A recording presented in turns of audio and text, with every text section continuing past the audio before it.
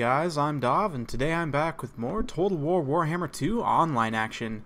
As you can see from the plethora of missiles flying about, we're here with the Lizardmen versus the Wood Elves, definitely in for a wild battle. Let's go ahead and take a look at the army compositions as the skirmish phase gets underway here. I'll be taking the Lizardmen. I've got Kroq-gar on a horned one, I believe, or no, a cold one? I don't quite remember, but anyway, he's on this, so he's a smaller target. The Wood Elves can bring a lot of armor-piercing missiles with, Glade Guard with Starfire shafts and, Way Watchers and so on.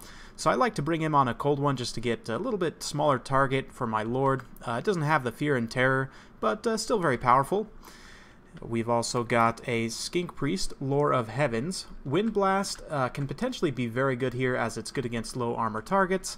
And let's see what else I brought here. Yeah, just Wind Blast. Potentially, Harmonic Convergence can be good here as well. Various different spells. I'm not a huge fan of Comet of Casandora just because it has such a long cast time. Wind Blast is really nice against low armor factions. Curse of the Midnight Wind is great against high armor factions, and Harmonic Convergence is just a great toolkit spell in any situation. I'm a big fan of Lore of Heavens right now in the current state of the game, in a lot of matchups, especially as the Lizardmen. So we've got that guy, a Revification Crystal, and a Laser Lizard. Front line is Saurus Warriors with 2 Skink Cohort with Javelins on the flanks, which is a very standard build you guys will see me take. It's very strong. I'm a huge fan of the Skink Cohorts with Javelins because the Precursor Volleys, although they only have 3 ammunitions. They only have 3 volleys of the Precursor Javelins, but at 120 unit models, the sheer volume of fire can be absolutely devastating, even against high armor targets. So I really like the guys with Javelins. They can provide a ton of value. They're kind of like Levy Freeman from Rome 2, for those of you who are familiar with that. Levy Freeman were a super cheap spear unit that had Precursor Javelins. It was just super cost effective because of those Javelins. I feel the Skink Cohort with Javelins fulfill a similar role. I've also got the 2 Chameleon Skinks doing some skirmishing up front, and that's about it for my build. For my opponent here, who is Sakarma of Total Brohammer, him and John Ton run the Total Brohammer channel, so I'll have a link to their channel down in the description below. Definitely go check them out. This is a practice game we were playing. Sakarma was trying to workshop some different builds to take against the Lizardmen as the Wood Elves, so I was helping him out and just taking some different builds. Figured you guys would be interested to see this matchup. His front line is Dryads here, which are going to be good at cleaning out Skink Infantry. They're going to struggle against Saurus, although they do have 60 armor and 20% physical resistance, so they'll do okay, but they just really don't have the AP to get through to Saurus or the pure combat stats. He's also got some War Dancers with Azrae Spear, which are very good against dinos. Lots of Eternal Guard, which again, very good against dinos. 1 unit of Wildwood Rangers, who with their very heavy armor-piercing damage and excellent combat stats will cleave through Saurus Warriors relatively easily. It's also got a Spell Singer Lore of Shadows. Let's take a look at the spell loadout here. Looks like Occam's Mind Razor, which is very interesting. Looking for some extra armor-piercing damage against the dinos, potentially. And let's see, also Enfeebling Foe, which is, again, another great toolkit spell, kind of the counterpart to Harmonic Convergence, the debuff version of it, as it were. It's also got a Glady up on a Forest Dragon, and that's about it. We've got, let's count them, 2, 3 Starfire Shafts. Yep, 3 Starfire Shafts, 2 Azrae Spear. Looks like some Eternal Guards have shields and some do not, so trying to cut some costs there. But let's go ahead and kick things into full gear and we'll get the battle underway. So the skirmish phase is going to start with any Wood Elf player. There's going to be usually an extended skirmish phase, but Sakarma looking to just rush straight up the pipe with his infantry. The armor-piercing anti-large of the Elfin infantry is going to help them trade relatively easily with the Saurus Warriors. Of course, Saurus Warriors have very high weapon strength, meaning they'll trade, as hard as they take it against these low armor elf infantry. Should be very interesting though. Over here on this flank, Sakarma's forces are pushing forward. I actually had an attack order on those War Dancers, but instead we're going to get an attack order here, and you guys can see the sheer volume of fire from those Javelins is absolutely devastating. That Eternal Guard took about 40% of its HP before it had even engaged there, and now it's engaged with the one Skink. The other Skink's going to be able to fire in Javelins from the side, so very strong play. I really like those Skinks with Javelins.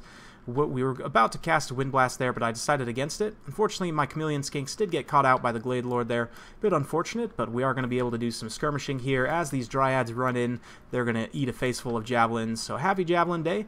And seeing as they are fighting in this low water, the Skinks will actually benefit from the Aquatics trait. So since they're fighting in water, they don't get the debuff. whereas the Dryads will get that debuff. You can see a great Wind Blast coming down there, doing a ton of damage to the Wildwood Rangers, which are a very high value target, and because they're low armor, are susceptible to spells like Wind Blast, so great value there. But you can see Sakarma doing a very good job focusing in with his Starfire Shafts on my Bastiladon with the Revivification Crystal. Arrow of Kurnus also coming in, and one thing I've noticed is the Arrow of Kurnus seems to be extremely inaccurate in Mortal Empires. Not sure if they changed the way that it functions, but it seems to me that it hardly ever hits. It's rarely actually worth bringing, but this Revivification Crystal is just about routed off at this point. I'm trying to heal it with Cold-Blooded to keep it in the fight here, but those Starfire Shafts are a serious menace, so we're going to start trying to push forward here. Dryads engaging on the Skinks is exactly what Sakarma wants here. Meanwhile, the Saurus in the main line are going to be doing very well. Kroq-gar is going to have a little bit of a rough time here against the armor-piercing anti-large of the Eternal Guards, but he's a very tanky character with a pretty decent melee defense, 120 armor, and of course when he pops that Sacred Spawning of Zodal, physical resistance as well, so he should be alright here. Meanwhile, this Gladelore is just taking perpetual fire from the Laser Lizard. It's expended most of its ammunition just shooting at the Gladelord, which I believe the Blinded will actually help here, since this is the ranged variant of the Gladelord. Of course, I don't know why you would ever bring the melee variant, as it's relatively useless in multiplayer. Meanwhile, over on this flank, we have rallied the Chameleon Skinks here, and going to be doing some nice skirmishing with these Eternal Guards. These ones do have shields, so they've got a missile block chance, but they're relatively low armor, and the fact that they are slowed by this shallow water here means the Skinks are going to do very well in this type of engagement. Meanwhile, just continuing to fight here. These Skink cohorts with Javelins trading very cost effectively with Eternal Guard.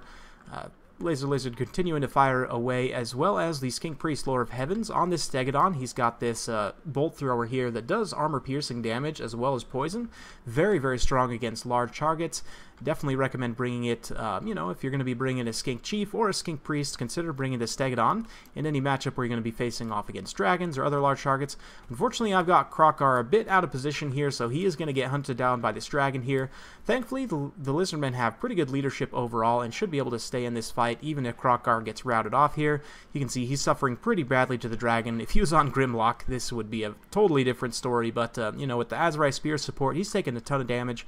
Fortunately, Kroq-gar is going to get routed off there, but though that does mean, though, that this Gladelord is continuing to, if he elects to pursue with the Glady, he's going to continue to just take missile fire from the Skink Priest and the Laser Lizard, so we're about out of ammo on each, but they've been able to just continuously work away at that Glady and do most of her HP damage, you know, before she's able to do too much in melee, which is very nice.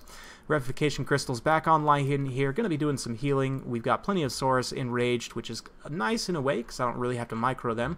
They'll just run around and massacre these low armor targets, so that's nice. The backline's somewhat compromised, but Sakarma trying to regroup his Glade Guards with the Starfire Shafts here to start shooting in. I'm not exactly sure at what. Looks like they're going to be trying to shoot these Saurus Warriors that are compromising them. Unfortunately, though, it does look like the balance power is starting to shift in my favor. I say unfortunately. Unfortunately for Sakarma here, balance of power starting to shift in my favor, despite Kroq-gar being routed off by the dragon. Just the ranged firepower of the lizards, which is not something you typically expect. You know, you don't think of the lizardmen as a strong ranged faction because they don't necessarily have armor-piercing missiles, but they have some really strong monstrous artillery options with the Laser Lizard and the Stegodon.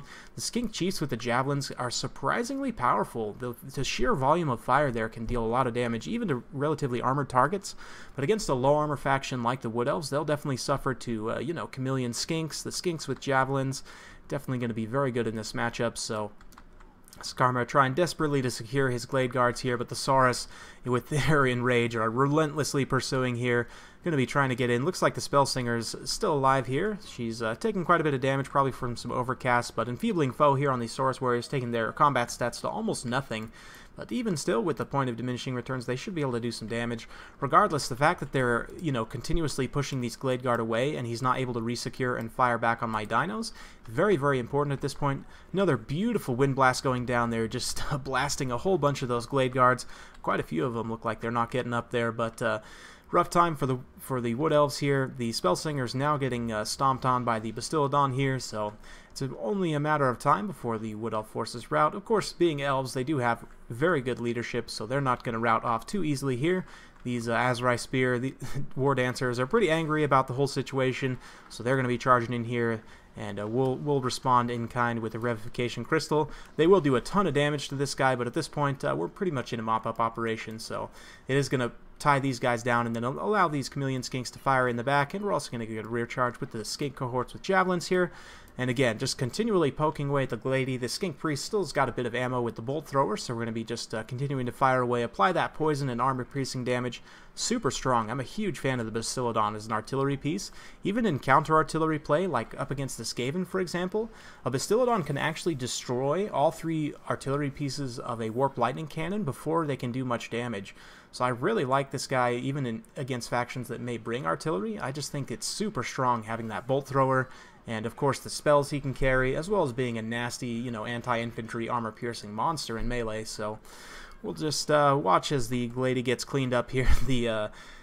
See if this Skink Priest can finish her off. She's very, very low, 257 hit points, and dropping with the Skinks on the side also chuck poison javelins, as well as the bolt thrower there. So Glady's getting very, very low, down to only 36 hit points, but army losses are going to hit before we're able to finish her off, unfortunately. So well played to Sakarma. Again, I'll have a link to the Total Brohammer channel down below if you guys want to go check it out. John Ton and Sakarma are both very good players, so I highly recommend you guys go give them a look.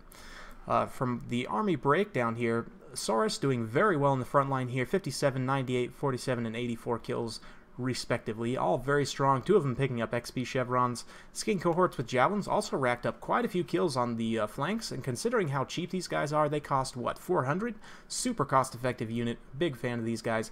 Kroq-gar didn't do a whole lot on this battle, but a lot of the builds that you guys will see me bring are within the tournament rule set that Shetland Apache has put out. I may have a link for it around here somewhere. I'll try and remember to put it in the description so you guys can look at it, but basically it's a limit of 3 monstrous beasts, and you know, there's some other limitations as well, but that's kind of the build I was going for here. I did have the Revification Crystal, the Laser Lizard, and the Stegodon, but Kroq-gar was only on the Horned one, so he doesn't count towards that total. But yeah, this Chameleon Skinks as well doing some really nice work. One of them getting a little bit stomped on, but the Laser Lizard, man, applying some great pressure to the Glady, who herself got 70 kills, 118 on these Dryads, who were able to get into some Skinks. This unit of Eternal Guards got an XP chevron. I'd imagine they got on some high-value targets. I'm not 100% sure. But across the board, just not too many kills. Granted, I didn't bring a whole lot of unit models to the table, besides the Skinks, of course. But a few of them getting stomped on pretty hard by the Dryads. But for Sakarma's build, you know, we were kind of workshopping some different things, and I really do like the Glady. Of course, the Pluriavanathrema and the Glade Guards with Starfire Shafts are super strong as well. Might have liked to have seen a couple of Wild Riders, perhaps. They can be potentially good at running down the Skink Skirmishers. You know, it's just tough. It's a tough matchup for the Wood Elves, definitely. They have some good tools in this matchup, but it's interesting. Let me know what you guys think. What kind of build would you take as the Wood Elves versus the Lizardmen? But if you guys like this kind of content, like and subscribe. I'm keeping it coming with more Total War Warhammer 2 content every single day, so stay tuned for more, and we'll see you next time.